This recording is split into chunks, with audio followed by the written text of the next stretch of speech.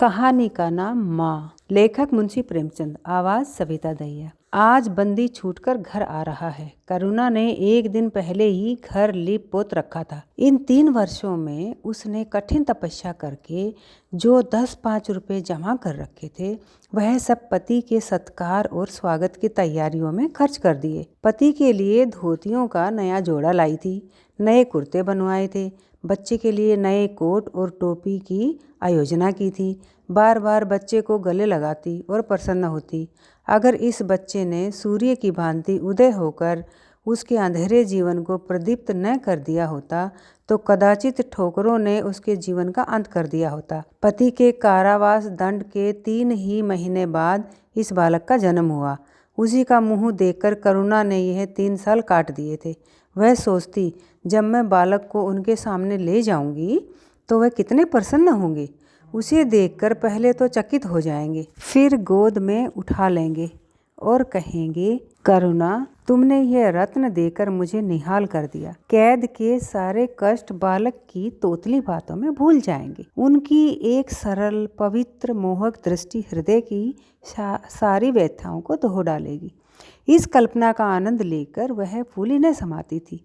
वह सोच रही थी, आदित्य के साथ बहुत से आदमी होंगे। जिस समय वह द्वार पर पहुंचेंगे, जय जयकार की ध्वनि से आकाश गूंज उठेगा। वह कितना स्वर्गीय दृश्य होगा। उन आदमियों के बैठने के लिए करुणा ने एक फटा सा टाट बिछा दिया था।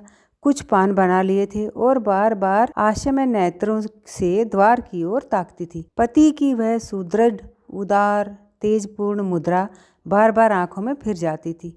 उनकी वे बातें बार बार याद आती थी जो चलते समय उनके मुख से निकली थी।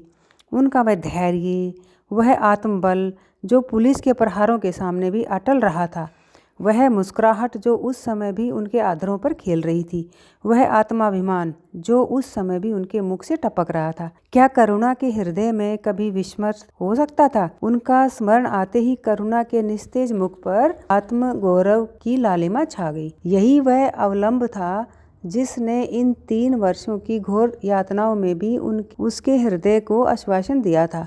कितनी ही रातें फाकों से गुजरी।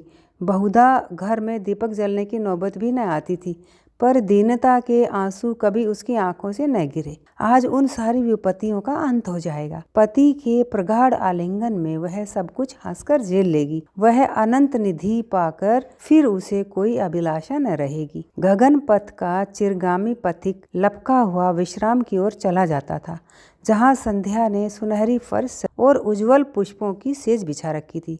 उसी समय करुणा को एक आदमी लाठी टेकता आता दिखाई दिया, मानो किसी जीर्ण मनुष्य की वेदना ध्वनि हो। पग पग पर रुक कर खांसने लगता था। उसका सिर झुका हुआ था। करुणा उसका चेहरा न देख सकती थी, लेकिन चाल ढाल से कोई बूढ़ा आदमी मालूम होता था।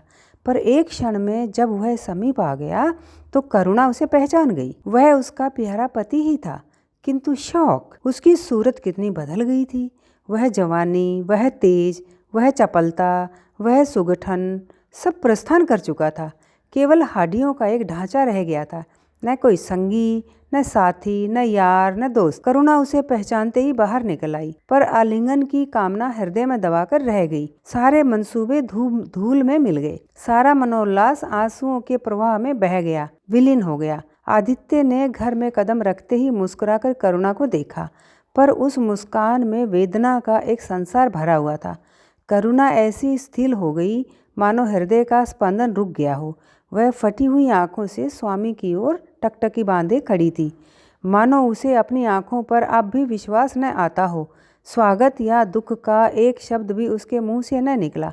बालक भी उसकी गोद में बैठा हुआ सहमी आंखों से इस कंकाल को देख रहा था और माता की गोद में चिपटा जाता था। आखिर उसने कातर स्वर में कहा, ये तुम्हारी क्या दशा है? बिल्कुल पहचाने नहीं जाते। आदित्य ने उसकी चिंता को शांत करने के लिए मुस्कुराने की चेष्टा करके कहा, कुछ नहीं, जरा दुबला हो गया हूँ। तुम्हारे हाथों का भोजन पाकर फिर स्वस्थ हो जाऊंगा। करुणा, छी, सूख कर कांटा हो गए। क्या वहाँ भरपेट भोजन भी नहीं मिलता? तुम तो कहते थे राजनीतिक आदमियों के साथ बड़ा अच्छा व्यवहार किया जाता है। और वह तुम्हारे साथी क्या हो गए जो तुम्हें आठों पहर घेरे रहते थे और तुम्हारे पसीने की जगह खून बहाने को तैयार रहते थे? आदित्य की त्योरियों पर बल पड़ गए। बोले, यह बड़ा ही कटु अनुभव है करुणा। मुझे न मालूम था कि मेरे कैद होते ही लोग मेरी ओर से आंखें फेर लेंगे, कोई बात भी न पूछेगा। राष्ट्र के नाम पर मिटने वालों का यही पुरस्कार है, यह मुझे न मालूम था। जनता अपने सेवकों को बहुत जल्द भूल जाती है, यह तो मैं जानता था, लेकिन अपने सहयोगी और सहायक इतने बेवफा होते हैं, इसका मुझे यह पहला ही अनुभव हुआ। लेकिन मुझे किसी से शिकायत नहीं, सेवा स्वयं अपना पुरस्कार है। मेरी भूल थी कि मैं उसके लिए यश और नाम चाहता था। करुणा, तो क्या वहाँ भोजन भी न मिलता था? आदित्य, यह न पूछो करुणा, बड़ी करुण कथा है। बस यही गनीमत समझो कि जीता लौट आया। तुम्हारे दर्शन बदे थे, नहीं कष्ट तो ऐसे ऐसे उठाए कि अब तक मुझे प्रस्थान कर जाना चाहिए था। मैं जरा लेटूंगा, खड़ा नहीं रहा जाता। दिन भर में इतनी दूर आया हूँ। करुणा, चल कर कुछ खा लो तो आराम से लेटो। बालक को गोद में उठाकर, बाबूजी हैं बेटा, तुम्हारे बाबूजी, इनकी गोद में जाओ, तुम्हें प्यार करेंगे। आदित्य ने आंसू भरी आंखों से बालक को देखा और उनका एक एक रोम उनका तिरस्कार करने लगा। अपनी जीर्ण दशा पर उन्हें कभी इतना दुख न हुआ था। ईश्वर की असीम दया से यदि उनकी दशा संभल जाती तो वह फिर कभी राष्ट्रीय आंदोलनों के समीप न जाते। इस फूल से बच्चे को यूं संसार में लाकर दरिद्रता की आग में झोंकने का उन्हें क्या अधिकार था?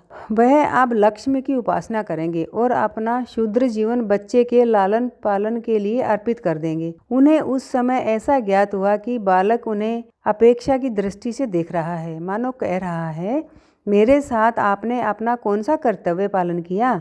उनकी सारी कामना, सारा प्यार बालक को हृदय से लगा लेने के लिए अधीर हो उठा, पर हाथ फैल न सके, हाथों में शक्ति ही न थी। करुणा बालक को लिए हुए उठी और थाली में कुछ भोजन निकालकर लाई। आदित्य ने क्षुधापूर्ण नेत्रों से थाली की ओर देखा, मानो आज बहुत दिनों के बाद कोई खाने की चीज़ सामने आई है। जानता था कि कई दिनों के उपवास के बाद और अयोग्य की इस गई गुजरी दशा में उसे जबान को काबू में रखना चाहिए, पर सब्र न कर सका। थाली पर टूट पड़ा और देखते देखते थाली साफ कर दी। करुणा सशंक हो गई। उसने दोबारा किसी चीज़ के लिए न पूछा, थाली उठाकर चली गई। पर उसका दिल कह रहा था, इतना तो ये कभी न खाते थे। करुणा बच्चे को कुछ खिला रही थी कि एकाएक कानों में आवाज़ आई, करुणा। करुणा ने आकर पूछा, क्या तुमने मुझे पुकारा है? आदित्य का चेहरा पीला पड़ गया था और सांस जोर जोर से चल रही थी। हाथों के सहारे वहीं टाट पर लेट गए थे। करुणा उनकी यह हालत देखकर घबरा गई। बोली, जाकर किसी वैद्य को बुला लाऊं। आदित्य ने हाथ के इशारे से उसे मना करके कहा, व्यर्थ है करुणा, अब तुमसे छिपाना व्यर्थ है। मुझे तपेदिक हो गया है, कई बार मरते मरते बच गया हूँ। तुम लोगों के दर्शन बदे थे, इसलिए प्राण न निकले थे। देखो प्रिय, रो मत। करुणा ने सिसकियों को दबाते हुए कहा, मैं वैद्य जी को लेकर अभी आती हूँ। आदित्य ने फिर सिर हिलाया, नहीं करुणा, केवल मेरे पास बैठी रहो, अब किसी से कोई आशा नहीं। डॉक्टर ने जवाब दे दिया है। मुझे तो यही आश्चर्य है कि यहाँ पहुँच कैसे गया। न जाने कौन सी देवी शक्ति मुझे वहाँ से खींच लाई। कदाचित यह इस बुझते हुए दीपक की अंतिम लपक थी। आहा, मैंने तुम्हारे साथ बड़ा अन्याय किया, इसका मुझे हमेशा दुख रहेगा। मैं तुम्हें कोई आराम ना दे सका, तुम्हारे लिए कुछ न कर सका, केवल सोहाग का दाग लगाकर और एक बालक के पालन का भार छोड़कर चला जा रहा हूँ। आहा, करुणा ने हृदय को दृढ़ करके कहा, तुम्हें कहीं दर्द तो नहीं हो रहा है? आग बना लाऊं? कुछ बताते क्यों नहीं? आदित्य ने करवट बदलकर कहा, कुछ करने की ज़रूरत नहीं प्रिय, कहीं दर्द नहीं, बस ऐसा मालूम हो रहा है कि दिल बैठा जाता है, जैसे पानी में डूब जाता हूँ। जीवन की लीला समाप्त हो रही है। दीपक को बुझते हुए देख रहा हूँ। कह नहीं सकता कब आवाज़ बंद हो जाए। जो कुछ कहना है वह कह डालना चाहता हूँ। क्यों वह लालसा ले जाऊँ? मेरे एक प्रश्न का जवाब दोगी? पूछूं? करुणा के मन की सारी दुर्बलता, सारा शोक, सारी वेदना मानो लुप्त हो गई और उनकी जगह उस आत्मबल का उदय हुआ जो मृत्यु पर हंसता है और विपत्ति के सांपों से खेलता है। रत्न जटित मखमली मयान में जैसे तेज तलवार छिपी रहती है, जल के कोमल प्रवाह में जैसे असीम शक्ति छिपी रहती है, वैसे ही रमणी का कोमल हृदय साहस और धैर्य को अपने गोद में छिपाए रहता है। क्रोध जैसे तलवार को बाहर खींच लेता है, विज्ञान जैसे जल शक्ति का उद्घाटन कर लेता है, वैसे ही प्रेम रमणी के साहस और धैर्य को प्रदीप्त कर देता है। करुणा ने पति के सिर पर हाथ रखते हुए कहा, पूछते क्यों नहीं प्यारे? आदित्य ने करुणा के हाथों के कोमल स्पर्श का अनुभव करते हुए कहा, तुम्हारे विचार में मेरा जीवन कैसा था? बधाई के योग्य? देखो, तुमने मुझसे कभी पर्दा नहीं रखा। इस समय भी स्पष्ट ही कहना, तुम्हारे विचार में मुझे अपने जीवन पर हंसना चाहिए या रोना चाहिए? करुणा ने उल्लास के साथ कहा, यह प्रश्न क्यों करते हो प्रियतम? क्या मैंने तुम्हारे कभी अपेक्षा की है? तुम्हारा जीवन देवताओं का सा जीवन था, निस्वार्थ, निर्लिप्त और आदर्श। विघ्न बाधाओं से तंग आकर मैंने तुम्हें कितनी ही बार संसार की ओर खींचने की चेष्टा की है, पर उस समय भी मैं मन में जानती थी कि मैं तुम्हें ऊंचे आसन से गिरा रही हूँ। अगर तुम माया मोह में फंसे होते, कदाचित मेरे मन को अधिक संतोष होता, लेकिन मेरी आत्मा को गर्व और उल्लास न होता जो इस समय हो रहा है। मैं अगर किसी को बड़े से बड़ा आशीर्वाद दे सकती हूँ तो वह यही होगा कि उसका जीवन तुम्हारे जैसा हो। यह कहते कहते करुणा का आभाहीन मुखमंडल ज्योतिर्मय हो गया, मानो उसकी आत्मा दिव्य हो गई हो। आदित्य ने सगर्व नेत्रों से करुणा को देखकर कहा, बस अब मुझे संतोष हो गया करुणा। इस बच्चे की और मुझे कोई शंका नहीं है। मैं उसे इससे अधिक कुशल हाथों में नहीं छोड़ सकता। मुझे विश्वास है कि जीवन का यह ऊंचा और पवित्र आदर्श सदैव तुम्हारे सामने रहेगा। अब मैं मरने को तैयार हूँ। 7 वर्ष बीत गए। बालक प्रकाश अब 10 साल का रूपवान, बलिष्ठ, प्रसन्नमुख कुमार था। बल का तेज, साहसी और मनस्वी। भय तो उसे छू भी न गया था। करुणा का संतप्त हृदय उसे देखकर शीतल हो जाता। संसार करुणा को अभी अभागिनी और दीन समझे। वह कभी भाग्य का रोना नहीं रोती। उसने उन आभूषणों को बेच डाला जो पति के जीवन में उसे प्राणों से प्रिय थे, और उस धन से कुछ गायें और भैंसें मोल ले ली। वह कृषक की बेटी थी और गोपालन उसके लिए कोई नया व्यवसाय न था। इसी को उसने अपनी जीविका का साधन बनाया। विशुद्ध दूध कहाँ मयस्तर होता है, सब दूध हाथों हाथ बिक जाता। करुणा को पहर रात से पहर रात तक काम करने में लगा रहना पड़ता, पर वह प्रसन्न थी। उसके मुख पर निराशा या दीनता की छाया नहीं, संकल्प और साहस का तेज है। उसके एक एक अंग से आत्मगौरव की ज्योति सी निकल रही है। आँखों में एक दिव्य प्रकाश है, गंभीर, अथाह और असीम। सारी वेदनाएं, वैधव्य का शोक और विधि का निर्मम प्रहार, सब उस प्रकाश की गहराई में विलीन हो गया है। प्रकाश पर वह जान देती है। उसका आनंद, उसकी अभिलाषा, उसका संसार, उसका स्वर्ग, सब प्रकाश पर नौछावर है। पर यह मजाल नहीं कि प्रकाश कोई शरारत करे और करुणा आंखें बंद कर ले। नहीं, वह उसके चरित्र की बड़ी कठोरता से देखभाल करती है। वह प्रकाश की माँ ही नहीं, माँ बाप दोनों है। उसके पुत्र स्नेह में माता की ममता के साथ पिता की कठोरता भी मिली हुई है। पति के अंतिम शब्द अभी तक उसके कानों में गूंज रहे हैं। वह आत्मोल्लास जो उनके चेहरे पर झलकने लगा था, वह गर्वमयी लाली जो उसकी आंखों में छा गई थी, अभी तक उसकी आंखों में फिर रही है। निरंतर पति चिंतन ने आदित्य को उसकी आंखों में प्रत्यक्ष कर दिया है। वह सदैव उनकी उपस्थिति का अनुभव किया करती है। उसे ऐसा जान पड़ता है कि आदित्य की आत्मा सदैव उसकी रक्षा करती रहती है। उसकी यही हार्दिक अभिलाषा है कि प्रकाश जवान होकर पिता का अनुगामी हो। संध्या हो गई थी। एक भिखारिन द्वार पर आकर भीख मांगने लगी। करुणा उस समय गऊओं को सानी दे रही थी। प्रकाश बाहर खेल रहा था। बालक ही तो शरारत सूझी, घर में गया और कटोरे में थोड़ा सा भूसा लेकर बाहर निकला। भिखारिन ने अपनी झोली फैला दी। प्रकाश ने भूसा उसकी झोली में डाल दिया और जोर जोर से तालियां बजाता हुआ भागा। भिखारिन ने अग्नि में नेत्रों से देखकर कहा, वाह रे लड़के, मुझसे हंसी करने चला है? यही माँ बाप ने सिखाया है? तब तो खूब कुल का नाम जगाओगे। करुणा उसकी बोल सुनकर बाहर निकल आई और पूछा, क्या माता, किसे कह रही हो? भिखारिन ने प्रकाश की तरफ इशारा करके कहा, वह तुम्हारा लड़का है ना? देखो, कटोरे में भूसा भरकर मेरी झोली में डाल गया है। चुटकी भर आटा था, वह भी मिट्टी में मिल गया। कोई इस तरह दुखियों को सताता है? सबके दिन एक से नहीं रहते। आदमी को घमंड न करना चाहिए। करुणा ने कठोर स्वर में पुकारा, प्रकाश। प्रकाश लज्जित न हुआ, अभिमान से सिर उठाए हुए आया और बोला, ये हमारे घर भीख मांगने क्यों आई है? कुछ काम क्यों नहीं करती? करुणा ने उसे समझाने की चेष्टा करके कहा, शर्म तो नहीं आती, उल्टे और आंखें दिखाते हो। प्रकाश, शर्म क्यों आए? ये क्यों रोज भीख मांगने आती है? हमारे यहाँ क्या कोई चीज़ मुफ्त आती है? करुणा, तुम्हें कुछ न देना था तो सीधे से कह देते, जाओ। तुमने ये शरारत क्यों की? प्रकाश, उसकी आदत कैसे छूटती? करुणा ने बिगड़ कर कहा, तुम अब पिटोगे मेरे हाथों? प्रकाश, पीटूंगा क्यों? आप ज़बरदस्ती पीटेंगी।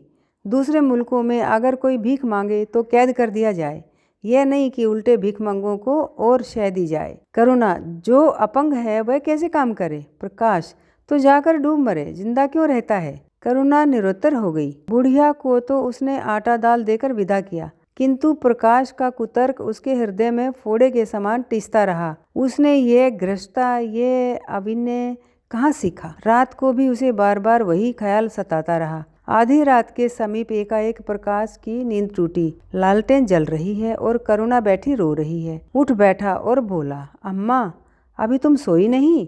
करुणा ने मुंह फेर कर कहा, नींद नहीं आई। तुम कैसे जाग गए? प्यास तो नहीं लगी है? प्रकाश, नहीं अम्मा, न जाने क्यों आँख खुल गई। मुझे आज बड़ा अपराध हुआ। अम्मा? करुणा ने उसके मुख की ओर स्नेह के नेत्रों से देखा। प्रकाश, मैंने आज बुढ़िया के साथ बड़ी नटखटी की, मुझे क्षमा करो, फिर कभी ऐसी शरारत न करूँगा। यह कहकर वह रोने लगा। करुणा ने स्नेहार्द होकर उसे गले लगा लिया और उसके कपोलों का चुम्बन करके बोली, बेटा, मुझे खुश करने के लिए यह कह रहे हो या तुम्हारे मन में सचमुच पछतावा हो रहा है? प्रकाश ने सिसकते हुए कहा, नहीं अम्मा, मुझे दिल से अफसोस हो रहा है। अब कि वह बुढ़िया आएगी तो मैं उसे बहुत से पैसे दूंगा। करुणा का हृदय मतवाला हो गया। ऐसा जान पड़ा आदित्य सामने खड़े बच्चे को आशीर्वाद दे रहे हैं और कह रहे हैं, करुणा, शोभ मत कर, प्रकाश अपने पिता का नाम रोशन करेगा, तेरी संपूर्ण कामनाएं पूरी हो जाएंगी। लेकिन प्रकाश के कर्म और वचन में मेल न था और दोनों के साथ उसके चरित्र का यह अंग प्रत्यक्ष होता जाता था। ज़हीन था ही, विश्वविद्यालय से उसे वजीफे मिलते थे। करुणा भी उसकी यथेष्ट सहायता करती थी, फिर भी उसका खर्च पूरा न पड़ता था। वह मितव्ययता और सरल जीवन पर विद्वत्ता से भरे हुए व्याख्यान दे सकता था, पर उसका रहन सहन फैशन के अंधभक्तों से जो भर घट कर न था। प्रदर्शन की धुन हमेशा सवार रहती थी। उसके मन और बुद्धि में निरंतर द्वंद्व होता रहता था। मन जाति की ओर था, बुद्धि अपनी ओर। बुद्धि मन को दबाए रखती थी, उसके सामने मन की एक न चलती थी। जाति सेवा उसर की खेती है। वहाँ बड़े से बड़ा उपहार जो मिल सकता है वह है गौरव और यश, पर वह भी स्वार्थी नहीं, इतना अस्थिर कि क्षण में जीवन भर की कमाई पर पानी फिर सकता है। अतएव उसका अंतःकरण अनिवार्य वेग के साथ विलास में जीवन की ओर झुकता था, यहाँ तक कि धीरे धीरे उसे त्याग और निग्रह से घृणा होने लगी। वह दुर्वस्था और दरिद्रता को हे समझता था। उसके हृदय न था, भाव न थे, केवल मस्तिष्क था। मस्तिष्क में दर्द कहाँ, दया कहाँ? वहाँ तो तर्क है, हौसला है, मंसूबे हैं। सिंध में बाढ़ आई, हजारों आदमी तबाह हो गए। विद्यालय ने वहाँ एक सेवा समिति भेजी। प्रकाश के मन में द्वंद्व होने लगा, जाऊं या न जाऊं। इतने दिनों अगर वह परीक्षा की तैयारी करे तो प्रथम श्रेणी में पास हो। चलते समय उसने बीमारी का बहाना कर दिया। करुणा ने लिखा, तुम सिंध न गए, इसका मुझे खेद है। तुम बीमार रहते हुए भी वहाँ जा सकते थे। समिति में चिकित्सक भी तो थे। प्रकाश ने पत्र का उत्तर न दिया। उड़ीसा में अकाल पड़ा, प्रजा मक्खियों की तरह मरने लगी। कांग्रेस ने पीड़ितों के लिए मिशन तैयार किया। उन्हीं दिनों विद्यालय ने इतिहास के छात्रों को ऐतिहासिक खोज के लिए लंका भेजने का निश्चय किया। करुणा ने प्रकाश को लिखा, तुम उड़ीसा जाओ, किंतु प्रकाश लंका जाने को लालायित था। वह कई दिन इसी दुविधा में रहा। अंत को सिलोन ने उड़ीसा पर विजय पाई। करुणा ने अब की उसे कुछ न लिखा, चुपचाप रोती रही। सिलोन से लौटकर प्रकाश छुट्टियों में घर आया। करुणा उससे खिंची खिंची रही। प्रकाश मन में लज्जित हुआ और संकल्प किया कि अब की कोई अवसर आया तो अम्मा को अवश्य प्रसन्न करूंगा। यह निश्चय करके वह विद्यालय लौटा, लेकिन यहाँ आते ही फिर परीक्षा की फिक्र सवार हो गई। यहाँ तक कि परीक्षा के दिन आ गए, मगर इम्तिहान से फुर्सत पाकर भी प्रकाश घर न गया। विद्यालय के एक अध्यापक कश्मीर सैर करने जा रहे थे। प्रकाश उन्हीं के साथ कश्मीर चला गया। जब परीक्षा फल निकले और प्रकाश प्रथम आया, तब उसे घर की याद आई। उसने तुरंत करुणा को पत्र लिखा और अपने आने की सूचना दी। माता को प्रसन्न करने के लिए उसने 2-4 शब्द जाति सेवा के विषय में भी लिखे। अब मैं आपकी आज्ञा का पालन करने को तैयार हूँ। मैंने शिक्षा संबंधी कार्य करने का निश्चय किया है। इसी विचार से मैंने यह विशिष्ट स्थान प्राप्त किया है। हमारे नेता भी तो विद्यालय के आचार्यों ही का सम्मान करते हैं। अभी तक इन उपाधियों के मोह से मुक्त नहीं हुए हैं। यह उपाधि लेकर वास्तव में मैंने अपने सेवा मार्ग से एक बाधा हटा दी है। हमारे नेता भी योग्यता, सदुत्साह, लगन का उतना सम्मान नहीं करते जितना उपाधियों का। अब सब मेरी इज्जत करेंगे और जिम्मेदारी का काम सौंपेंगे, जो पहले मांगे भी न मिलता। करुणा की आस फिर बंधी। विद्यालय खुलते ही प्रकाश के नाम रजिस्ट्रार का पत्र पहुंचा। उन्होंने प्रकाश की इंग्लैंड जाकर विद्याभ्यास करने के लिए सरकार ने वजीफे की मंजूरी की सूचना दी थी। प्रकाश पत्र हाथ में लिए हर्ष के उन्माद में जाकर माँ से बोला, अम्मा, इंग्लैंड जाकर पढ़ने के लिए सरकारी वजीफा मिल गया। करुणा ने उदासीन भाव से पूछा, तो तुम्हारा क्या इरादा है? प्रकाश, मेरा इरादा? ऐसा अवसर पाकर भला कौन छोड़ता है? करुणा, तुम स्वयं सेवकों में भर्ती होने जा रहे थे। प्रकाश, तो क्या आप समझती हैं स्वयं सेवक बन जाना ही जाति सेवा है? मैं इंग्लैंड से आकर भी तो सेवा कार्य कर सकता हूँ। और अम्मा, सच पूछो तो एक मजिस्ट्रेट अपने देश का जितना उपकार कर सकता है, उतना 1000 स्वयं सेवक मिलकर भी नहीं कर सकते। मैं तो सिविल सर्विसेज की परीक्षा में बैठूंगा और मुझे विश्वास है कि सफल हो जाऊं। करुणा ने चकित होकर पूछा, तो क्या तुम मजिस्ट्रेट हो जाओगे? प्रकाश, सेवा भाव रखने वाला एक मजिस्ट्रेट कांग्रेस के 1000 सभापतियों से ज़्यादा उपकार कर सकता है। अखबारों में उसकी लंबी लंबी तारीफें न छपेंगी, उसकी वक्रताओं पर तालियां न बजेंगी, जनता उसके जुलूस की गाड़ी न खींचेगी और न विद्यालयों के छात्र उनको अभिनंदन पत्र देंगे। पर सच्ची सेवा मजिस्ट्रेट ही कर सकता है। करुणा ने आपत्ति के भाव से कहा, लेकिन यही मजिस्ट्रेट तो जाति के सेवकों को सजाएं देते हैं, उन पर गोलियां चलाते हैं। प्रकाश, अगर मजिस्ट्रेट के हृदय में परोपकार का भाव है तो वह नरमी से भी वही काम कर सकता है जो दूसरे गोलियां चलाकर भी नहीं कर सकते। करुणा, मैं यह न मानूंगी। सरकार अपने नौकरों को इतनी स्वाधीनता नहीं देती। वह एक नीति बना देती है और हर एक सरकारी नौकर उसको उसका पालन करना पड़ता है। सरकार की पहली नीति यह है कि वह दिन दिन अधिकार संगठित और दृढ़ हो। उसके लिए स्वाधीनता के भावों का दमन करना जरूरी है। अगर कोई मजिस्ट्रेट इस नीति के विरुद्ध काम करता है तो वह मजिस्ट्रेट न रहेगा। वह हिंदुस्तानी मजिस्ट्रेट था जिसने तुम्हारे बाबूजी को जरा सी बात पर 3 साल की सज़ा दे दी। इस सज़ा ने उनके प्राण लिए। बेटा, मेरी इतनी बात मानो, सरकारी पदों पर न गिरो। मुझे यह मंजूर है कि तुम मोटा खाकर और मोटा पहनकर अपने देश की कुछ सेवा करो। इसके बदले कि तुम हाकिम हो जाओ और शान से जीवन बिताओ। ये समझ लो कि जिस दिन तुम हाकिम की कुर्सी पर बैठोगे, उस दिन से तुम्हारा दिमाग हाकिमों का सा हो जाएगा। तुम यही चाहोगे कि अफसरों में तुम्हारी नेक नामी और तरक्की हो। एक गंवारू मिसाल लो। लड़की जब तक मैके में कंवारी रहती है, वह अपने उसी घर को घर समझती है, लेकिन जिस दिन ससुराल चली जाती है, वह अपने घर को दूसरों का घर समझने लगती है। माँ बाप, भाई बंद सब वहीं रहते हैं, लेकिन वह घर अपना नहीं रहता। यही दुनिया का दस्तूर है। प्रकाश ने खींच कर कहा, तो क्या आप यही चाहती हैं कि मैं जिंदगी भर चारों तरफ ठोकरें खाता फिरूं? करुणा कठोर नेत्रों से देखकर बोली, अगर ठोकर खाकर आत्मा स्वाधीन रहती है तो मैं तो कहूँगी ठोकर खाना अच्छा है। प्रकाश ने निश्चयात्मक भाव से पूछा, तो आपकी यही इच्छा है? करुणा ने उसी स्वर में उत्तर दिया, हाँ, मेरी यही इच्छा है। प्रकाश ने कुछ जवाब नहीं दिया, उठकर बाहर चला गया और तुरंत रजिस्ट्रार को इनकारी पत्र लिख भेजा। मगर उसी क्षण से मानो उसके सिर पर विपत्ति ने आसन जमा लिया। विरक्त और विमन अपने कमरे में पड़ा रहता। कहीं घूमने ना जाता, न किसी से मिलता, मुंह लटकाए भीतर आता और फिर बाहर चला जाता। यहाँ तक कि 1 महीना गुजर गया। न चेहरे पर वह लाली रही, न वह ओज। आंखें अनाथों के मुख की भांति याचना से भरी हुई, होंठ हंसना भूल गए, मानो उस इनकारी पत्र के साथ उसकी सारी सजीवता, सारी सरलता, सारी सरसता विदा हो गई। करुणा उसके मनोभाव समझती थी और उसके शोक को भुलाने की चेष्टा करती थी, पर रूठे देवता प्रसन्न न होते थे। आखिर एक दिन उसने प्रकाश से कहा, बेटा, अगर तुमने विलायत जाने की ठान ही ली है तो चले जाओ, मैं मना न करूँगी। मुझे खेद है कि मैंने तुम्हें रोका। अगर मैं जानती कि तुम्हें इतना आघात पहुँचेगा तो कभी न कहती। मैंने तो केवल इस विचार से रोका था कि तुम्हें जाति सेवा में मग्न देख कर तुम्हारे बापूजी की आत्मा प्रसन्न होगी। उन्होंने चलते समय यही वसीयत की थी। प्रकाश ने रुखाई से जवाब दिया, अब क्या जाऊंगा, इनकारी खत लिख चुका। मेरे लिए कोई अब तक बैठा थोड़े ही होगा, कोई दूसरा लड़का चुन लिया गया होगा। और फिर कहना ही क्या है, जब आपकी मर्जी है कि गांव गांव की खाक छानता फिरूं तो वही सही। करुणा का गर्व चूर चूर हो गया। इस अनुमति से उसने बाधा का काम लेना चाहा था, पर सफल न हुई। बोली, अभी कोई न चुना गया होगा, लिख दो, मैं जाने को तैयार हूँ।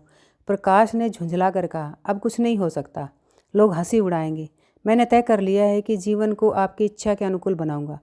करुणा, तुमने अगर शुद्ध मन से यह इरादा किया होता तो यूँ न रहते। तुम मुझसे सत्याग्रह कर रहे हो। अगर मन को दबाकर, मुझे अपनी राह का कांटा समझकर तुमने मेरी इच्छा पूरी भी की तो क्या? मैं तो जब जानती थी कि तुम्हारे मन में आप सेवा का भाव उत्पन्न होता। तुम आज ही रजिस्ट्रार साहब को पत्र लिख दो। प्रकाश, अब नहीं लिख सकता। तो इसी शोक में तने बैठे रहोगे, लाचारी है। करुणा ने और कुछ न कहा। जरा देर में प्रकाश ने देखा कि वह कहीं जा रही है, मगर वह कुछ बोला नहीं। करुणा के लिए बाहर आना जाना कोई असाधारण बात न थी, लेकिन जब संध्या हो गई और करुणा न आई तो प्रकाश को चिंता होने लगी। अम्मा कहाँ गई? यह प्रश्न बार बार उसके मन में उठने लगा। प्रकाश सारी रात द्वार पर बैठा रहा। भांति भांति की शंकाएं मन में उठने लगी। उसे अब याद आया, चलते समय करुणा कितनी उदास थी, उसकी आंखें कितनी लाल थी। यह बातें प्रकाश को उस समय क्यों न नजर आई? वह क्यों स्वार्थ में अंधा हो गया था? हाँ, अब प्रकाश को याद आया, माता ने साफ सुथरे कपड़े पहने थे, उनके हाथ में छतरी भी थी। तो क्या वह कहीं बहुत दूर गई हैं? किससे पूछे? अनिष्ट के भय से प्रकाश रोने लगा। श्रावण की अंधेरी भयानक रात थी। आकाश में शाम मेघमालाएं भीषण स्वप्न की भांति छाई हुई थी। प्रकाश रह रहकर आकाश की ओर देखता था, मानो करुणा उन्हीं मेघमालाओं में छिपी बैठी है। उसने निश्चय किया, सवेरा होते ही माँ को खोजने चलूंगा। और अगर किसी ने द्वार खटखटाया, प्रकाश ने दौड़कर खोला तो देखा करुणा खड़ी है। उसका मुखमंडल इतना खोया हुआ, इतना करुण था, जैसे आज ही उसका सुहाग उठ गया है, जैसे संसार में उसके लिए कुछ नहीं रहा, जैसे वह नदी के किनारे खड़ी अपनी लदी हुई नाव को डूबती देख रही है और कुछ कर नहीं सकती। प्रकाश ने अधीर होकर पूछा, अम्मा कहीं चली गई थी? बहुत देर लगाई। करुणा ने भूमि की ओर ताकते हुए कहा, एक काम से गई थी, देर हो गई। यह कहते हुए उसने प्रकाश के सामने एक बंद लिफाफा फेंक दिया। प्रकाश ने उत्सुक होकर लिफाफा उठा लिया। ऊपर ही विद्यालय की मुहर थी। तुरंत ही लिफाफा खोलकर पढ़ा। हल्की सी लालिमा चेहरे पर दौड़ गई। पूछा, यह तुम्हें कहाँ मिल गया अम्मा? करुणा, तुम्हारे रजिस्ट्रार के पास से लाई हूँ। क्या तुम वहाँ चली गई थी? और क्या करती? कल तो गाड़ी का समय न था, मोटर ले ली। प्रकाश एक क्षण तक मौन खड़ा रहा, फिर कुंठित स्वर में बोला, जब तुम्हारी इच्छा नहीं है तो क्यों मुझे भेज रही हो? करुणा ने विरक्त भाव से कहा, इसलिए कि तुम्हारी जाने की इच्छा है। तुम्हारा यह मलिन वेश नहीं देखा जाता। अपने जीवन के 20 वर्ष तुम्हारी हित कामना पर अर्पित कर दिए। अब तुम्हारी महत्वाकांक्षा की हत्या नहीं कर सकती। तुम्हारी यात्रा सफल हो, यही मेरी हार्दिक अभिलाषा है। करुणा का कंठ रुंध गया और कुछ न कह सकी। प्रकाश उसी दिन से यात्रा की तैयारियां करने लगा। करुणा के पास जो कुछ था वह सब खर्च हो गया। कुछ ऋण भी लेना पड़ा। नए सूट बने, सूटकेस लिए गए। प्रकाश अपनी धुन में मस्त था। कभी किसी चीज़ की फरमाइश लेकर आता, कभी किसी चीज़ की। करुणा इस एक सप्ताह में कितनी दुर्बल हो गई है। उसके बालों पर कितनी सफ़ेदी आ गई है, चेहरे पर कितनी झुर्रियाँ पड़ गई हैं। वह उसे कुछ न नजर आता। उसकी आंखों में इंग्लैंड के दृश्य समाये हुए थे। महत्वाकांक्षा आंखों पर पर्दा डाल देती है। प्रस्थान का दिन आया। आज कई दिन के बाद धूप निकली थी। करुणा स्वामी के पुराने कपड़ों को बाहर निकाल रही थी। उनकी गाढ़े की चादरें, खद्दर के कुर्ते, पजामे और लिहाफ अभी तक संदूक में संचित थे। प्रति वर्ष वे धूप में सुखाए जाते और झाड़ पोंछकर रख दिए जाते थे। करुणा ने आज फिर उन कपड़ों को निकाला, मगर सुखाकर रखने के लिए नहीं, गरीबों को बांट देने के लिए। वह आज पति से नाराज है। वह लुटिया, डोर और घड़ी जो आदित्य की चिर संगिनी थी और जिनकी आज 20 वर्ष से करुणा ने उपासना की थी, आज निकालकर आंगन में फेंक दी गई। वह झोली जो बरसों आदित्य के कंधों पर आरूढ़ रह चुकी थी, आज कूड़े में डाल दी गई। वह चित्र जिसके सामने आज 20 वर्ष से करुणा सिर झुकाती थी, आज बड़ी निर्दयता से भूमि पर डाल दिया गया। पति का कोई स्मृति चिन्ह वह अब अपने घर में नहीं रखना चाहती। उसका अंतःकरण शोक और निराशा से विदीर्ण हो गया है और पति के सिवा वह किस पर क्रोध उतारे? कौन उसका अपना है? वह किससे अपनी व्यथा कहे, किसे अपनी छाती चीरकर दिखाए? वह होते तो क्या आज प्रकाश दास्ता की जंजीर गले में डालकर फूला न समाता? उसे कौन समझाए कि आदित्य भी इस अवसर पर पछताने के सिवा और कुछ न कर सकते। प्रकाश के मित्रों ने आज उसे विदाई का भोज दिया था। वहां से वह संध्या समय कई मित्रों के साथ मोटर पर लौटा। सफ़र का सामान मोटर पर रख दिया गया। तब वह अंदर जाकर माँ से बोला, अम्मा जाता हूँ, मुंबई पहुंचकर पत्र लिखूंगा। तुम्हें मेरी कसम, रोना मत और मेरे खतों का जवाब बराबर देना। जैसे किसी लाश को बाहर निकालते समय संबंधियों का धैर्य टूट जाता है, रुके हुए आंसू निकल पड़ते हैं और शौक की तरंगें उठने लगती हैं, वही दशा करुणा की हुई। कलेजे में एक हाहाकार हुआ जिसने उसकी दुर्बल आत्मा के एक एक अणु को कंपा दिया। पाँव पानी में फिसल गया है और मैं लहरों में बही जा रही हूँ। उसके मुख से शोक या आशीर्वाद का एक शब्द भी न निकला। प्रकाश ने उसके चरण छुए, अश्रु जल से माता के चरणों को पखारा, फिर बाहर चला गया। करुणा पाषाण मूर्ति की भांति खड़ी थी। सहसा ग्वाले ने आकर कहा, बहूजी भैया चले गए, बहुत रोते थे। तब करुणा की समाधि टूटी। देखा सामने कोई नहीं है। घर में मृत्यु का सा सन्नाटा छाया हुआ है और मानो हृदय की गति बंद हो गई है। सहसा करुणा की दृष्टि ऊपर उठ गई। उसने देखा कि आदित्य अपनी गोद में प्रकाश की निर्जीव देह लिए खड़े रो रहे हैं।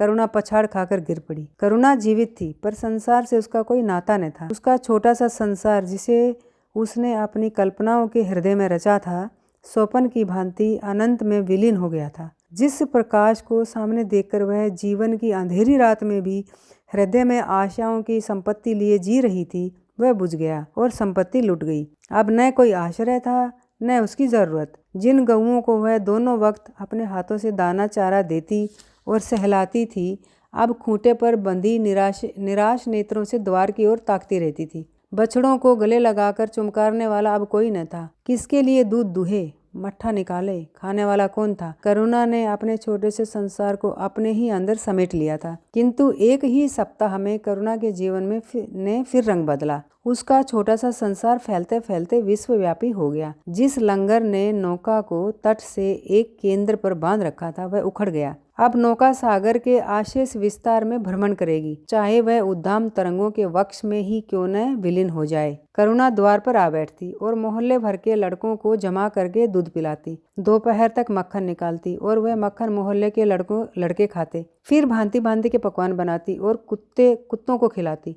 अब यही उसका नित्य का नियम हो गया। चिड़ियाँ, कुत्ते, बिल्लियाँ, चींटे चींटियाँ सब अपने हो गए। प्रेम का वह द्वार अब किसी के लिए बंद न था। उस अंगुल भर जगह में जो प्रकाश के लिए भी काफी न थी, अब समस्त संसार समा गया। एक दिन प्रकाश का पत्र आया। करुणा ने उसे उठाकर फेंक दिया। फिर थोड़ी देर बाद उसे उठाकर फाड़ डाला और चिड़ियों को दाना चुगाने लगी। मगर जब निशा योगिनी ने अपने धुनों जलाई और वेदनाएं उससे वरदान मांगने के लिए विफल होकर चली, तो करुणा की मनोवेदना भी सजग हो उठी। प्रकाश का पत्र पढ़ने के लिए उसका मन व्याकुल हो उठा। उसने सोचा, प्रकाश मेरा कौन है? मेरा उससे क्या प्रयोजन? हाँ, प्रकाश मेरा कौन है? हृदय ने उत्तर दिया, प्रकाश तेरा सर्वस्व है। वह तेरे उस अमर प्रेम की निशानी है जिससे तू सदैव के लिए वंचित हो गई। वह तेरे प्राणों का प्राण है, जीवन दीपक का प्रकाश, तेरी वंचित कामनाओं का माधुर्य, तेरे अश्रु जल में विहार करने वाला हंस। करुणा उस पत्र के टुकड़ों को जमा करने लगी, मानो उसके प्राण बिखर गए हों। एक एक टुकड़ा उसे अपने खोए हुए प्रेम का एक एक पदचिन्ह सा मालूम होता था। जब सारे पुर्जे जमा हो गए तो करुणा दीपक के सामने बैठकर उन्हें जोड़ने लगी, जैसे कोई वियोगी हृदय प्रेम के टूटे हुए तारों को जोड़ रहा हो। हाय री ममता! वह अभागिनी सारी रात उन पुर्जों को जोड़ने में लगी रही। पत्र दोनों ओर लिखा हुआ था, इसलिए पुर्जों को ठीक स्थान पर रखना और भी कठिन था। कोई शब्द, कोई वाक्य बीच में गायब हो जाता। उस एक टुकड़े को वह फिर खोजने लगती। सारी रात बीत गई पर पत्र अभी अपूर्ण था। दिन चढ़ आया। मोहल्ले के लोंडे मक्खन और दूध की चाट में एकत्र हो गए। कुत्तों और बिल्लियों का आगमन हुआ। चिड़ियां आकर आंगन में फुदकने लगी। कोई ओखली पर बैठी, कोई तुलसी के चौतरे पर करुणा को सिर उठाने की फुर्सत नहीं। दोपहर हुआ। करुणा ने सिर न उठाया। न भूख थी न प्यास थी। फिर संध्या हो गई पर वह पत्र अभी तक अधूरा था। पत्र का आशय समझ में आ रहा था। प्रकाश का जहाज कहाँ से कहाँ जा रहा है। उसके हृदय में कुछ उठा है। क्या उठा हुआ है? पर करुणा न सोच सकी। प्यास से तड़पते हुए आदमी की प्यास क्या ओस से बुझ सकती है? करुणा पुत्र की लेखनी से निकले हुए एक एक शब्द को पढ़ना और उसे अपने हृदय पर अंकित कर लेना चाहती थी। इस भांति 3 दिन गुजर गए। संध्या हो गई थी। 3 दिन की जगी आंखें जरा झपक गई। करुणा ने देखा, एक लंबा चौड़ा कमरा है। उसमें मेज़ें और कुर्सियां लगी हुई हैं। बीच में एक ऊंचे मंच पर कोई आदमी बैठा हुआ है। करुणा ने ध्यान से देखा, वह प्रकाश था। एक क्षण में एक कैदी उसके सामने लाया गया। उसके हाथ पाँव में जंजीर थी, कमर झुकी हुई। यह आदित्य थे। करुणा की आंखें खुल गई, आंसू बहने लगे। उसने पत्र के टुकड़ों को फिर समेट लिया और उसे जलाकर राख कर डाला। राख की एक चुटकी के सिवा वहाँ कुछ न रहा। यही उस ममता की चिता थी जो उसके हृदय को विदीर्ण किए डालती थी।